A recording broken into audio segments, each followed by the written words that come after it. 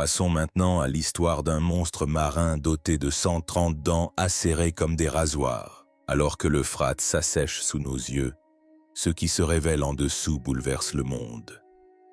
Ce fleuve jadis source de vie dévoile aujourd'hui des secrets enfouis depuis des millénaires. Et ce qui émerge des profondeurs laisse même les plus sceptiques perplexes. Grottes antiques, squelettes colossaux et témoignages d'une créature marine aux plus de 100 dents acérées surgissant du lit du fleuve pour les archéologues, une découverte sans précédent. Une structure souterraine remarquablement bien conservée avec des escaliers et des voûtes datant de plusieurs milliers d'années. Mais pour les témoins locaux, c'est bien plus terrifiant. La prison des 4 anges déchus décrite dans le livre de l'Apocalypse. Sommes-nous arrivés au moment annoncé par la Bible? L'Euphrate serait-il le théâtre des événements prophétisés dans l'Apocalypse 9? Une chose est sûre, ce qui a été révélé vous laissera sans voix. Restez avec nous jusqu'au bout. Et si vous ressentez quelque chose au fond de votre âme, laissez une courte prière ci-dessous. Parfois, la prise de conscience commence lorsque nous nous tournons à nouveau vers Dieu. Au petit matin, sans prévenir, un violent séisme de magnitude 6 a secoué la frontière irako-turque, une zone qui, selon les sismologues, n'aurait pas dû connaître une telle rupture. Aucune faille active n'y est capable de générer une telle force à une telle profondeur. Et pourtant, le sol s'est fendu avec une précision chirurgicale. L'onde de choc ne s'est pas comportée comme un mouvement tectonique classique. Elle était abrupte, presque verticale, comme si quelque chose sous la terre avait poussé vers le haut, plutôt que la croûte terrestre ne glisse naturellement le long de ses plaques. En quelques minutes, des capteurs répartis dans plusieurs pays ont détecté une résonance inhabituelle.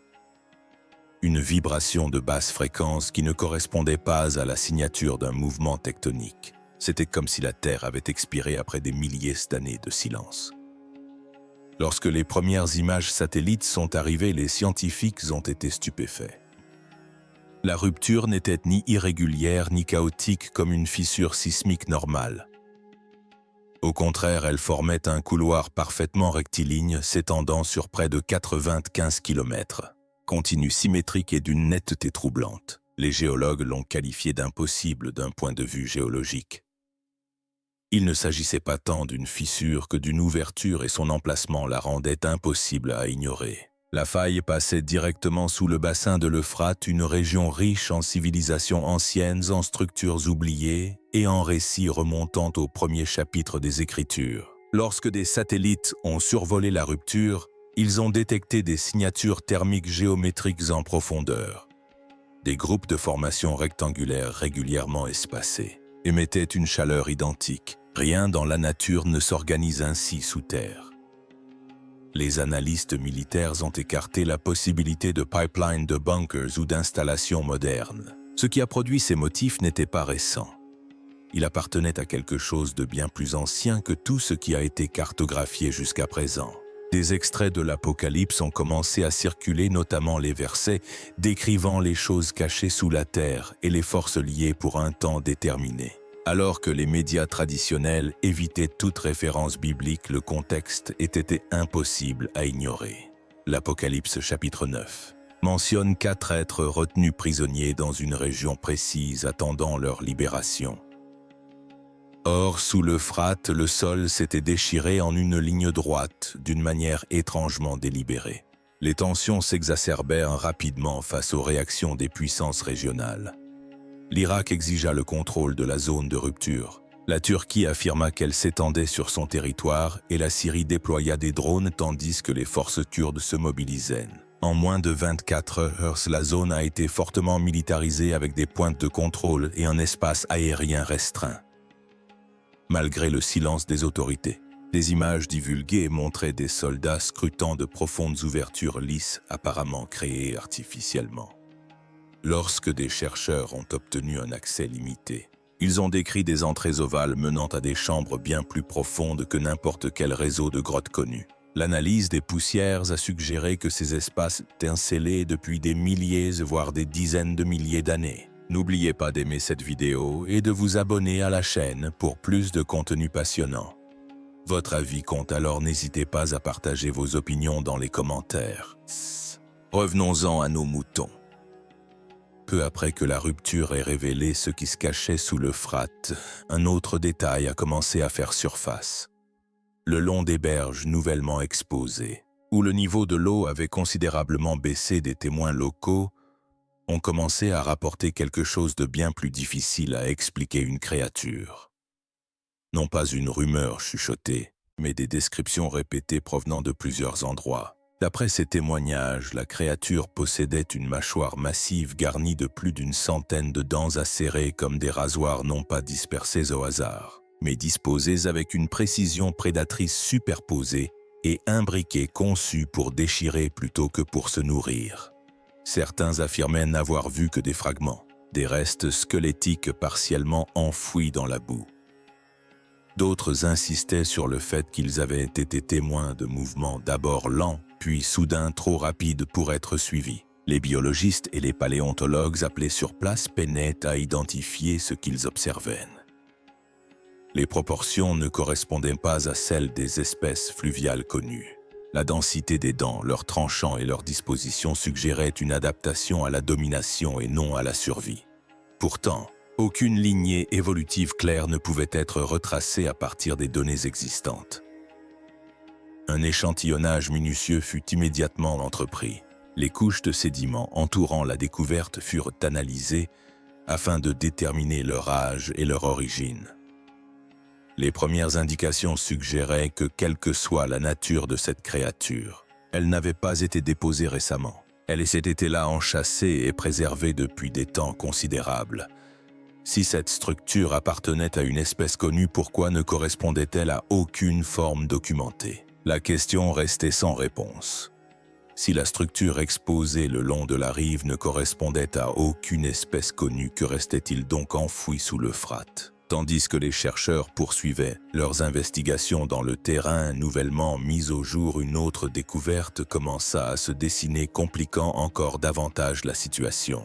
À plusieurs centaines de mètres du site initial, des archéologues travaillant le long d'une portion asséchée du lit du fleuve mirent au jour ce qui semblait être une série de grands fragments d'os. Dans un premier temps, on les attribua à des restes d'animaux déplacés par l'érosion, mais à mesure que les fouilles s'étendaient, la configuration devenait indéniable. Il ne s'agissait pas de fragments aléatoires, ils faisaient partie d'une structure squelettique, massive par sa taille et de forme humanoïde. Les proportions étaient frappantes. Les os des membres étaient allongés au-delà des proportions humaines normales, plus épais, plus denses, suggérant un corps bâti pour la force plutôt que pour l'équilibre. Les articulations étaient exceptionnellement larges, capables de supporter un poids bien supérieur à celui de n'importe quel humain moderne. Pourtant, un détail manquait et c'était le plus important: le crâne. La partie supérieure s'arrêtait brusquement, comme si la partie crânienne avait été séparée il y a longtemps, ou était restée enfouie quelque part au-delà de la zone de fouille. Les chercheurs ont cartographié avec précision la position de chaque os, mesurant les distances et analysant les couches de sédiments. Les premières conclusions suggéraient que le squelette n'avait pas été perturbé récemment. Il était resté intact à un moment donné avant que le temps ou un autre facteur n'en altère l'état. Une mâchoire massive dotée de plus d'une centaine de dents acérées comme des rasoirs a été découverte à un autre endroit le long du même réseau hydrographique. Prises individuellement, chaque découverte était déjà difficile à expliquer, mais ensemble, elles soulevaient une question à laquelle personne n'osait répondre ouvertement. Ces restes appartiennent-ils à... Si la structure squelettique et la tête isolée appartenaient autrefois au même organisme, pourquoi étaient-elles séparées par une telle distance? Quelle force pourrait diviser quelque chose de cette taille et le laisser enfoui en fragments dans le lit de la rivière? C'est ici que les textes anciens résonnent avec une force nouvelle. Dans Genèse 6,4, il est écrit « Les Néphilim étaient sur la terre en ces temps-là, ces héros d'autrefois, des hommes de renom décrits non seulement comme grands, mais aussi comme puissants, distincts et différents de l'humanité ordinaire. » Des traditions ultérieures parleront d'êtres dont la présence perturba l'ordre naturel des créatures, liées à la fois à la terre et à quelque chose qui la transcende. Les Écritures ne s'attardent pas sur leur biologie. Elles se concentrent sur leur impact, leur corruption, leur rôle dans un monde qui avait commencé à s'éloigner de son Créateur. Et en réponse, le jugement s'abattit non pas progressivement mais de façon décisive. Si l'assèchement de l'Euphrate révèle effectivement d'anciens secrets, ce squelette pourrait-il être une révélation divine, un signe des temps à venir? Cette découverte étonnante survient en une période de bouleversements mondiaux, de phénomènes naturels étranges et de signes de plus en plus nombreux que beaucoup interprètent comme l'accomplissement des prophéties bibliques. Le livre de l'Apocalypse parle d'une période où l'Euphrate s'asséchera, préparant ainsi le terrain pour des événements majeurs de la fin des temps. Pourquoi un squelette de Néphilim a-t-il été retrouvé dans l'Euphrate? Ce fleuve antique est depuis longtemps auréolé de mystère et revêt une profonde signification biblique. Nombreux sont ceux qui croient que ces eaux recèlent d'anciens tombeaux des cités perdues, voire des portails vers des royaumes surnaturels. Une théorie suggère que les Néphilim furent emprisonnés sous terre après le déluge, comme le mentionne l'épître de Jude 6, qui affirme que les anges ayant abandonné leur place sont retenus enchaînés à jamais dans les ténèbres jusqu'au jugement du grand jour. Si cette interprétation est juste, l'assèchement de l'Euphrate pourrait ne pas être un simple phénomène naturel, mais un signe divin, l'indication qu'un secret ancien caché depuis des millénaires est sur le point d'être révélé. Que dit donc la Bible au sujet des Néphilim?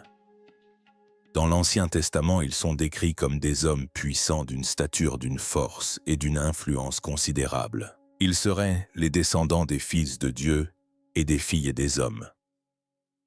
Dans certaines traductions de la Bible hébraïque, le mot Néphilim est interprété comme « géant », tandis que dans d'autres, sa signification est moins certaine. Les Néphilim étaient dans le pays en ces temps-là et même après, lorsque les fils de Dieu s'unirent aux filles des hommes et eurent d'elles des enfants. Ce sont là les héros d'autrefois, des hommes de renom. Deuxièmement, Genèse 6:4. La véritable nature des Néphilim a toujours fait l'objet de débats. Le terme lui-même n'apparaît que 2 fois dans la Bible, d'abord dans Genèse 6:16, puis en Nombre 13:33. Depuis des siècles, les érudits et les théologiens débattent de la signification du terme Néphilim, certains le traduisant par « géant », d'autres par « être déchu ».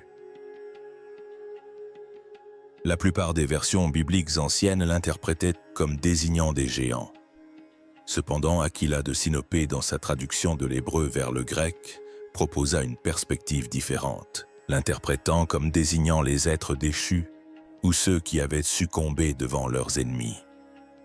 Or, dans la Genèse 6, le passage ne décrit pas directement les Néphilim comme des géants. Il les présente plutôt comme les descendants des fils de Dieu et de femmes humaines existant avant le déluge et reconnus comme des hommes puissants et respectés. Lorsque les hommes commencèrent à se multiplier sur la terre et que des filles leur furent nées, les fils de Dieu virent que les filles des hommes étaient belles, et ils prirent pour femmes celles qu'ils choisirent. Alors l'Éternel dit, « Mon esprit ne luttera pas toujours avec l'homme, car il n'est que chair. Ses jours seront de 120 ans. » En ces jours-là et après, les Néphilim étaient sur la terre. Lorsque les fils de Dieu s'unirent aux filles des hommes et leur donnèrent des enfants, ces hommes étaient des héros d'autrefois, des hommes de renom. L'Éternel vit que la méchanceté de l'homme était grande sur la terre et que toutes les pensées de son cœur étaient mauvaises.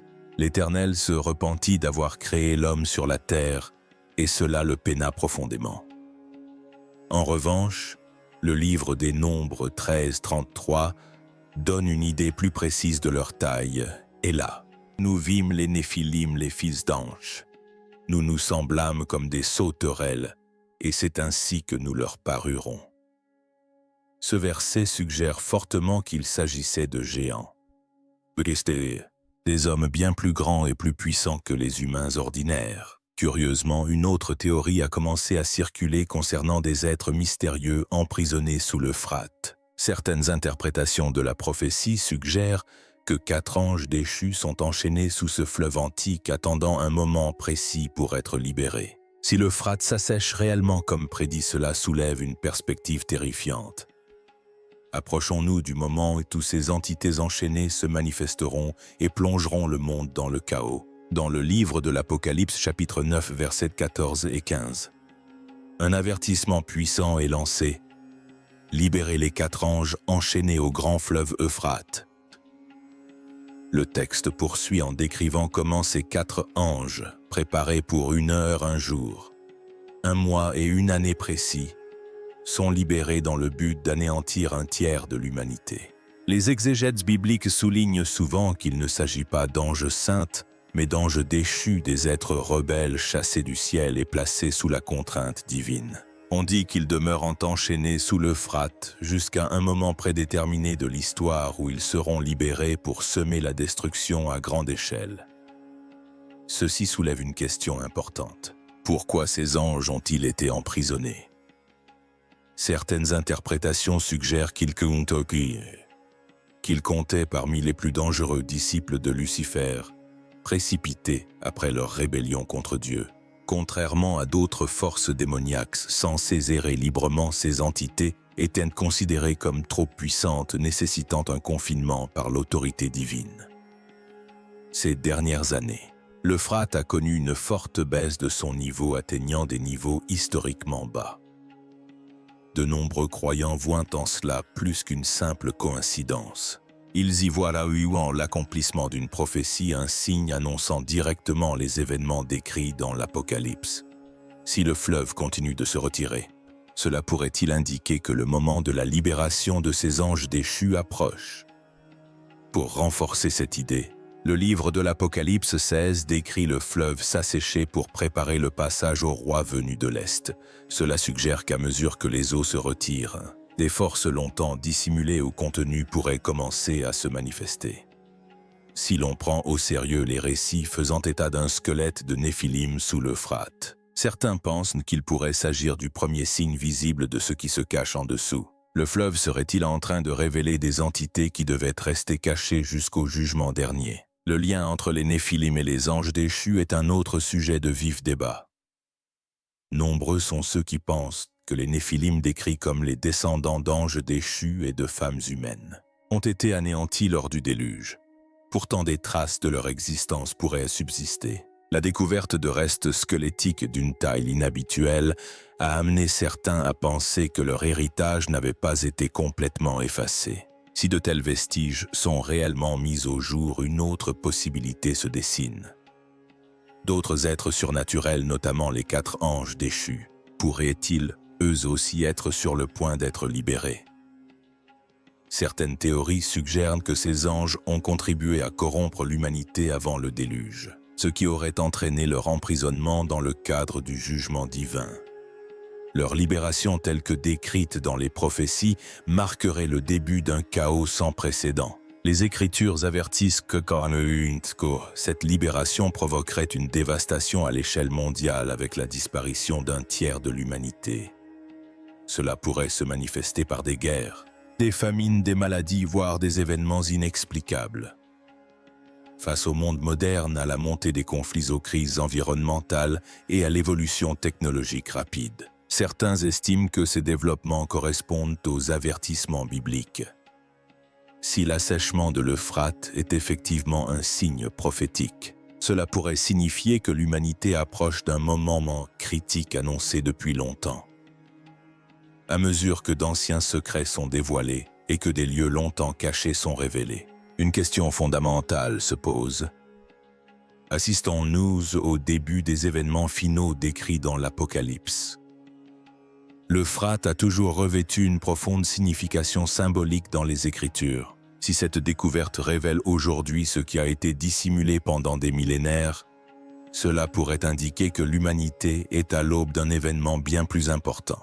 La découverte d'un possible squelette de Néphilim n'est peut-être que le début. La libération des 4 anges déchus pourrait-elle être la prochaine étape parallèlement? Des informations en provenance des États-Unis font état de la découverte du squelette d'une créature marine gigantesque, laissant les scientifiques perplexes. Certains ont commencé à établir des liens, se demandant si cela pourrait également être lié à des créatures bibliques antiques. Dans le livre de Job au chapitre 41, Une créature appelée Léviathan est décrite comme une bête puissante et quasi invincible. Dieu demande « Peux-tu tirer le Léviathan sur toi avec un hameçon ou lui lier la langue avec une corde ?» Le Léviathan est dépeint comme un être terrifiant capable de destruction et incontrôlable. Cela a amené certains à se demander si de telles créatures ayant réellement existé pourraient refaire surface à mesure que des parties cachées de la Terre sont mises au jour. Qu'il s'agisse de phénomènes naturels symboliques mal compris ou de quelque chose de plus mystérieux, ces découvertes continuent d'alimenter curiosité et inquiétude. Beaucoup y voient des signes de la fin des temps. L'assèchement de l'Euphrate, la découverte de géants antiques et l'apparition de signes étranges dans le ciel et sur la terre semblent tous annoncer l'accomplissement des prophéties bibliques. Se pourrait-il que nous assistions à des événements prédits il y a des milliers d'années, des signes annonciateurs de la fin? Nombreux sont ceux qui pensent qu'il ne s'agit pas de simples coïncidences, mais d'avertissements divins appelant l'humanité à se réveiller, à se repentir et à se préparer à l'avenir. Dans la Bible, Dieu a souvent utilisé les catastrophes naturelles, les signes célestes et même les découvertes terrestres pour communiquer avec son peuple. Aujourd'hui, alors que le monde est au bord d'une transformation sans précédent, les prophéties semblent plus concrètes que jamais. Jésus lui-même nous a mis en garde contre de tels temps dans l'Évangile selon Matthieu 24, 7, 8. Il a dit que des nations se dresseraient les unes contre les autres et des royaumes contre d'autres. Il y aurait des famines et des tremblements de terre en divers lieux.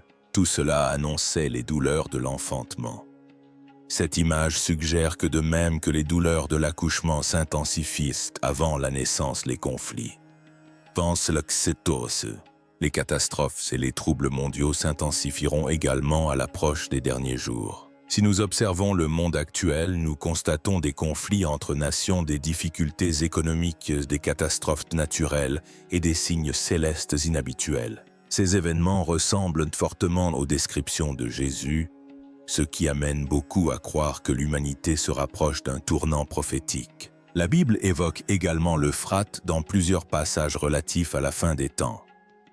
Son assèchement n'est pas perçu comme un simple problème environnemental, mais comme l'accomplissement d'une prophétie. Dans le livre de l'Apocalypse 16-12, il est dit que le 6e ange a versé sa coupe sur le grand fleuve Euphrate et que ses eaux se sont taries afin de préparer le chemin au roi venant de l'Orient. Cela suggère que la disparition du fleuve pourrait jouer un rôle clé dans les événements précédant les batailles finales souvent associées à l'Armageddon.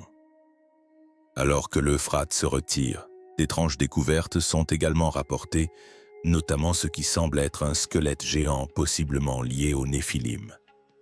Dans le livre de la Genèse 6.4, il est écrit que les Néphilim étaient sur la terre en ces temps-là et aussi après lorsque les fils de Dieu s'unirent aux filles des hommes et eurent des enfants avec elles, ce furent les héros d'autrefois des hommes de renom.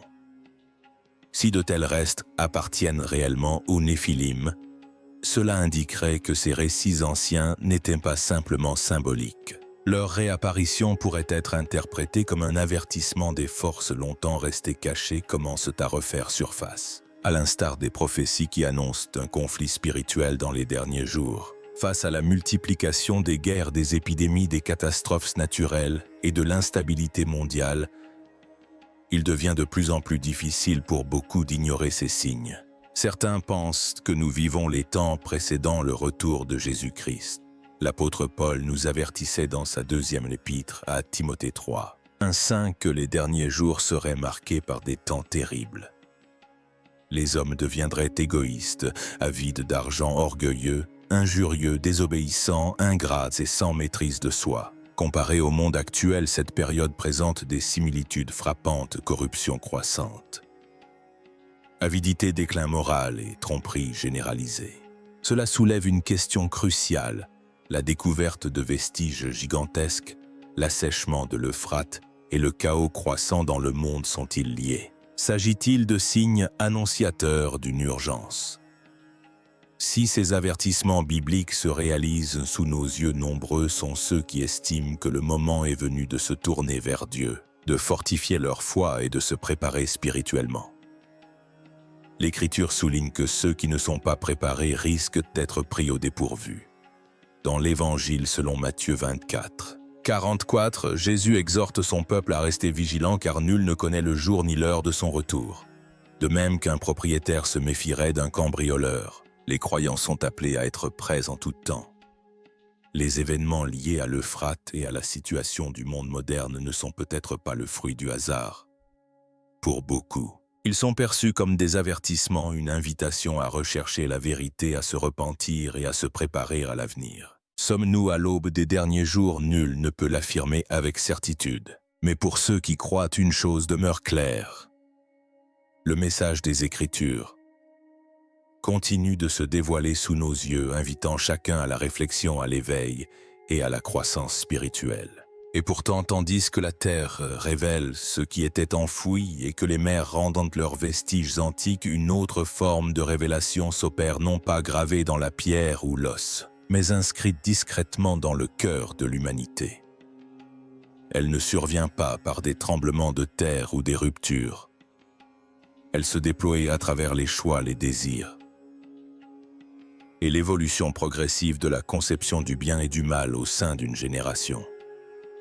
Par-delà les nations et les cultures, un changement subtil s'est opéré. Ce qui était autrefois tenu pour vérité se plie désormais à l'opinion. Ce qui était jadis contenu cherche maintenant à s'exprimer sans limite. On observe une soif croissante, non pas de sagesse mais d'égocentrisme, non pas de vérité mais de reconnaissance. Et bien que cela paraisse banal, l'Écriture décrit depuis longtemps ce phénomène avec une clarté saisissante. Dans 2 Timothée 3,15, l'apôtre Paul évoque une époque où les hommes seront égocentriques, avides d'argent, orgueilleux, blasphémateurs, ingrats, impies et dépourvus d'amour. Ce n'est pas une condamnation, mais une prise de conscience, un miroir tendu vers une ère future. Une ère où le progrès extérieur masque le déclin intérieur.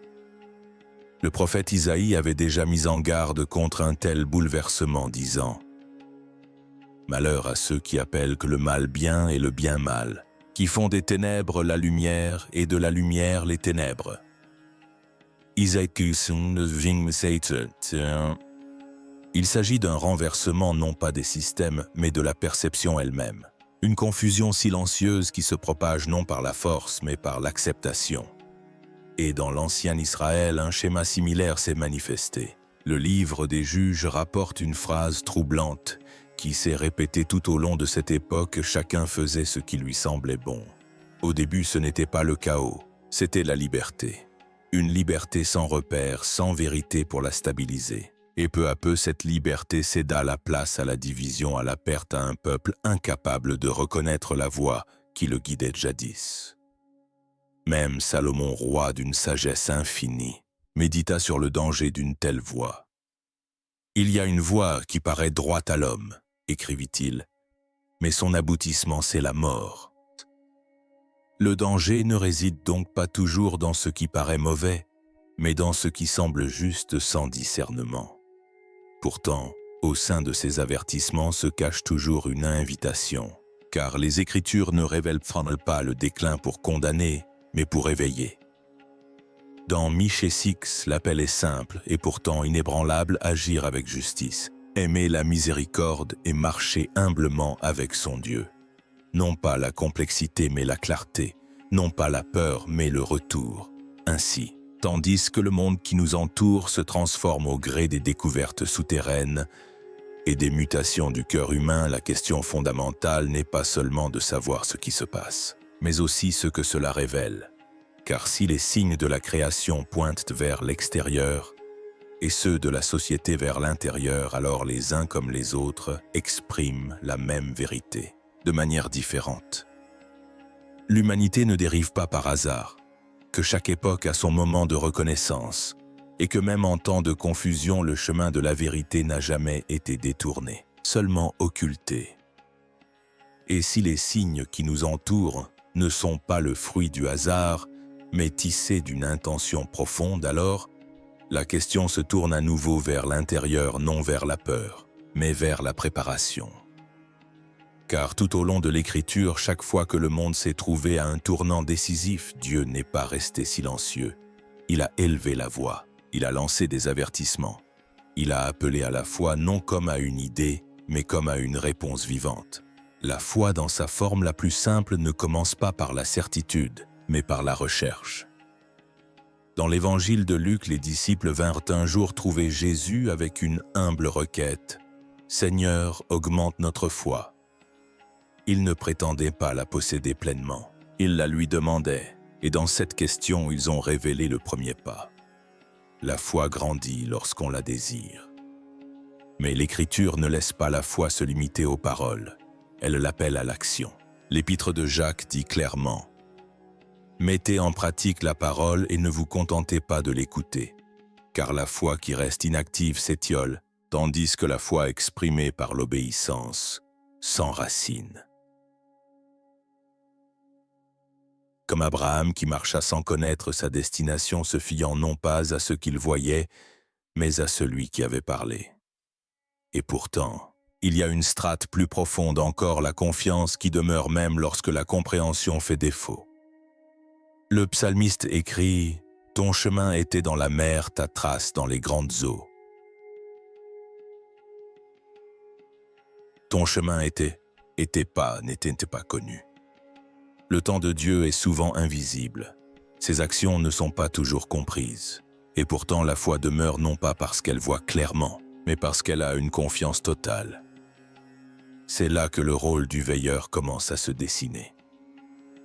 Dans le livre d'Ézéchiel, le veilleur n'est pas celui qui donne l'avertissement, mais celui qui le reconnaît. Quand il voit l'épée s'abattre sur le pays, s'il sonne de la trompette et avertit le peuple, sa responsabilité n'est pas de maîtriser l'instant présent, mais d'éveiller les consciences. Car Jésus lui-même a parlé d'une époque où une telle prise de conscience serait rare. Comme au temps de Noé, il en sera de même au temps du Fils de l'homme. La vie continuait alors comme d'habitude. On mangeait, on construisait, on faisait des projets jusqu'à ce que le moment fatidique arrive. Non pas faute d'avertissement, mais parce qu'il n'avait pas été perçu. Et dans cette vocation, la question n'est plus seulement de savoir ce qui se passe dans le monde, mais comment on choisit de réagir lorsque les signes sont déjà là. Considérés isolément, ces signes peuvent être ignorés. On pourrait prendre un fleuve à sec pour le climat. Les vestiges anciens peuvent être qualifiés de coïncidence. Le changement social peut être qualifié de progrès. Mais lorsque ces événements convergent, la nature se transforme, l'histoire se révèle, l'invisible se devine et les cœurs humains s'égarent. L'Écriture nous invite à regarder à nouveau, non pas séparément mais ensemble. Jésus a dit « Quand vous verrez toutes ces choses, sachez que le Seigneur est proche à la porte. » Ce n'est pas un signe ni deux, mais un dessein qui se dessine simultanément à travers la création, l'histoire et l'humanité. Le prophète Daniel a parlé d'un temps où la connaissance augmenterait tandis qu'Amos déclarait « Car le Seigneur l'Éternel ne fait rien sans avoir révélé son secret à ses serviteurs. » Et dans Hébreux 12, 27, il est écrit que ce qui peut être ébranlé sera ébranlé, afin que ce qui ne peut être ébranlé demeure. Si le fleuve révèle ce qui était caché que nous réserve l'avenir, si des choses anciennes refont surface, vers quoi pointent-elles? Si les Écritures s'accordent avec le présent, où en sommes-nous? Si ce message vous a amené à la réflexion, prenez un instant pour y répondre. Partagez vos pensées, et si le cœur vous en dit, laissez une courte prière ci-dessous. Merci de nous accompagner dans ce cheminement vers l'essence même.